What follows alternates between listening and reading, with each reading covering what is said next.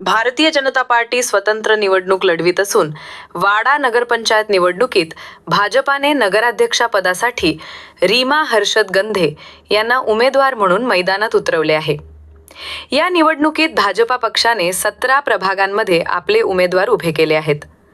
प्रभाग क्रमांक 1 मध्ये रामचंद्र भोईर, प्रभाग क्रमांक 2 श्वेता उंबरसाडा, प्रभाग क्रमांक 3 स्मिता पातकर, प्रभाग क्रमांक 4 अशिकेश पवार, प्रभाग क्रमांक 5 तेजस पाटील, प्रभाग क्रमांक 6 सिद्धी भोपतराव, प्रभाग क्रमांक 7 मयुरी म्हात्रे, प्रभाग क्रमांक 8 हरेश कोकाटे, प्रभाग क्रमांक 9 भूमी पाटील, प्रभाग क्रमांक 10 मनीष देहरकर, प्रभाग क्रमांक 11 सविता वनगा, प्रभाग क्रमांक 12 प्रमोद पठारे, प्रभाग क्रमांक 13 हर्षद गंधे, प्रभाग क्रमांक 14 रीता थोरात, प्रभाग क्रमांक 15 प्रगती वलटे, प्रभाग क्रमांक 16 प्रथमेश गोरे, प्रभाग क्रमांक 17 सुप्रिया पाटील असे एकूण 17 उमेदवार निवडणुकीच्या रिंगणात आहेत।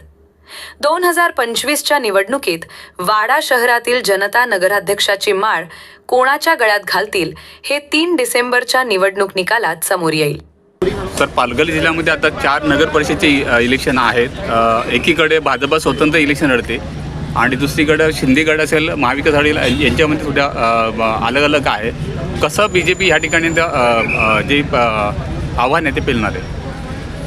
खरं तर आपल्याला सर्वांना माहिती आहे की देशाचे पंतप्रधान आदरणीय नरेंद्र मोदीजी यांच्या नेतृत्वामध्ये आणि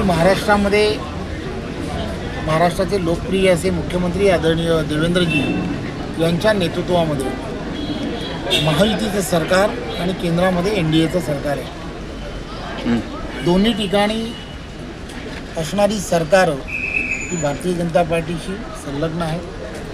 भारतीय जनता पार्टी नेहमीच असा विचार करते की स्थानिक स्वराज्य संस्थांमधला सुद्धा कारभार जसा केंद्रामध्ये पारदर्शकपणे आहे, राज्यामध्ये देवेंद्रजींच्या नेतृत्वामध्ये पारदर्शकतेप्रमाणे चालतो, त्याचप्रमाणे स्थानिक स्वराज्य संस्थांमधला सुद्धा कारभार हा पारदर्शकपणे होणं हे अपेक्षित आहे।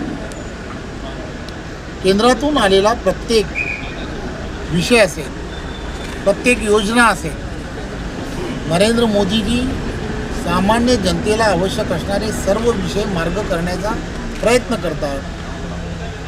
मी एकच योजनेबद्दल तुम्हाला सांगेन की आपल्याला सर्वांना माहीत आहे, हर घर जल